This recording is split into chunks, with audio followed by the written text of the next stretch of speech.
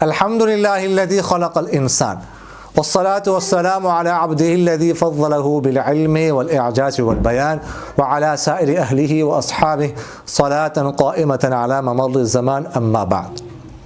عبد الرحمن بھائی نے پوچھا ہے کہ رمضان کے مہینے میں ایک شخص کی آنکھ سحری کے بعد کھل گئی، اس نے اسی وقت قصداً کھا پی لیا، اس صورت میں اس پر کفارہ ہوگا کہ نہیں؟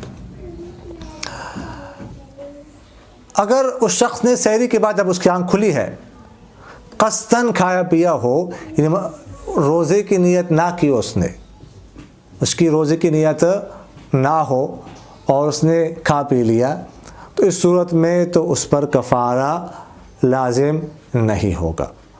البتہ اگر اس نے روزے کی نیت کی تھی اس کے بعد پھر کھا پی لیا قصداً، تو اس صورت میں اس پر کفارہ بھی لازم آئے گی اور قضا بھی لازم آئے گی۔ یعنی کفارے کی صورت میں اس کو 60 روزے رکھنے پڑیں گے اور ایک روزہ قضا بھی اس کو کرنے پڑے گی، یعنی ٹوٹل اس کو 61 روزے رکھنے پڑیں گے۔ سعید وزیر بھائی نے پوچھا ہے کہ ہم نے جو دکان کے مالک کو ایڈوانس رقم جمع کروائی ہوتی ہے اس پر زکوٰۃ ہے کہ نہیں، اور اس طرح ہم نے جو دکان میں سیلنگ وغیرہ کروائی ہوتی ہے اس پر بھی زکوٰۃ ہے کہ نہیں؟ جو دکان کے مالک کو ایڈوانس رقم جمع کروائی جاتی ہے اس کا حکم قرض کا ہے۔ جس طرح دیگر قرض، اگر کسی نے کسی کو قرض دیا ہو تو اس کی زکوٰۃ دینے پڑے گی، اسی طرح اس کی زکوٰۃ بھی دکاندار کو دینے پڑے گی۔ اور جو پوچھا گیا کہ دکان میں سیلنگ وغیرہ کروائی گئی، جو دکان میں سیلنگ وغیرہ کروائی جاتی ہے یا اس طرح اور کوئی ڈیکوریشن کا کام کیا جاتا ہے، تو اس پر اس طرح یا سیمنٹ وغیرہ یا اینٹ وغیرہ جو چیزیں استعمال ہوتی ہے، جو مٹیریل استعمال ہوتا ہے، تو اس کی قیمت پر زکوٰۃ نہیں ہے۔ باقی جو دکان میں جو مال تجارت ہے، جو مال پڑا ہوا ہے، تو اس پر جو ہے وہ زکوٰۃ واجب ہوگی۔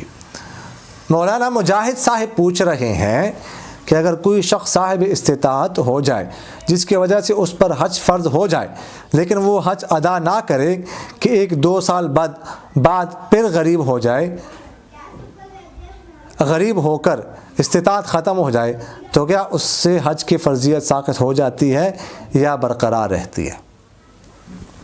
جو شخص صاحب استطاعت ہو جائے، یعنی اتنی استطاعت ہو کہ وہ حج کے لیے سعودی عرب جا سکتا ہے، آ سکتا ہے، اور اتنے دنوں کا جو خرچہ ہے اپنا وہ برداشت کر سکتا ہے، آنے جانے کے اخراجات برداشت کر سکتا ہے، اور اس کے جو زیر کفالت بچے ہیں، بیوی وغیرہ ہے، اتنے دنوں کا خرچہ بھی اس کے پاس ہے، وہ برداشت کر سکتا ہے، تو اس صورت میں اس پر حج فرض ہو جاتا ہے۔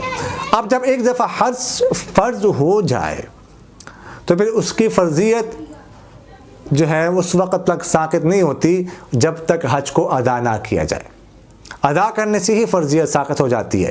ایک دفعہ فرض ہو جانے کے بعد پھر فرضیت تب ساقط ہوگی جب ادائیگی حج کی ہو جائے۔ جب دوبارہ انسان غریب ہو جائے، استطاعت ختم ہو جائے، تو اس کی وجہ سے جو جو حج فرض ہوا تھا اس کی فرضیت ختم نہیں ہوگی، بلکہ اس کی فرضیت برقرار ہے۔ اگر اس نے حج نہ کیا اور اسی حالت میں وہ دنیا سے چلا گیا تو وہ گنہگار ہوگا، حج نہ کرنے کی وجہ سے اس کو گناہ ہوگا۔ احمد سعید صاحب نے سوال کیا ہے کہ اگر دکاندار سیزن میں کسی سے مثلا 10 لاکھ روپے لے لے، یہ طے ہو جائے کہ پر سوٹ اور پر جوتا آپ کو 5 روپے دوں گا اور سیزن کے بعد واپس پیسے ملیں گے، باقی نقصان کی بات نہ ہو، کیا یہ جائز ہے؟ پہلی بات تو یہ ہے کہ اس طرح طے کرنا، منافع پروفٹ طے کرنا کہ آپ کو پر سوٹ یا پر جو ہے نا وہ جوتا آپ کو اتنے پیسے دیں گے، 5 روپے دیں گے، 10 روپے دیں گے، یہ جائز نہیں ہے۔ یہ منافع فکس ہو گیا۔ اس طرح پروفٹ فکس کرنا یہ ناجائز ہے، یہ جائز نہیں ہوتا. پروفٹ فکس نہیں کر سکتے. منافع کا فیصد طے ہو سکتا ہے، منافع کا فیصد فکس کر سکتے ہیں، پروفٹ فکس نہیں کر سکتے، یہ ناجائز. اور دوسری بات یہ ہے کہ یہاں پر کہا جا رہا ہے کہ سیزن کے بعد ہم آپ کو پیسے واپس دیں گے. یعنی پیسے جو ہے نا وہ آپ کے ڈوبیں گے نہیں، یہ ذمہ داری دی جا رہی ہے. یعنی بالفاظ دیگر آپ کا نقصان نہیں ہوگا، آپ ہمارے ساتھ صرف نفع میں شریک ہیں، نقصان میں شریک نہیں ہے، تو یہ بھی ناجائز ہے. لہٰذا یہ جو معاملہ ہوا ہے اس کو ختم کرنا، پھر فور اس کو ختم کیا جائے، اس کو ختم کرنا ضروری ہے. یہ ناجائز ہے. دوبارہ جو ہے نئے سرے سے معاہدہ کر کے منافع کا فیصد جو ہے وہ طے کر لیا جائے.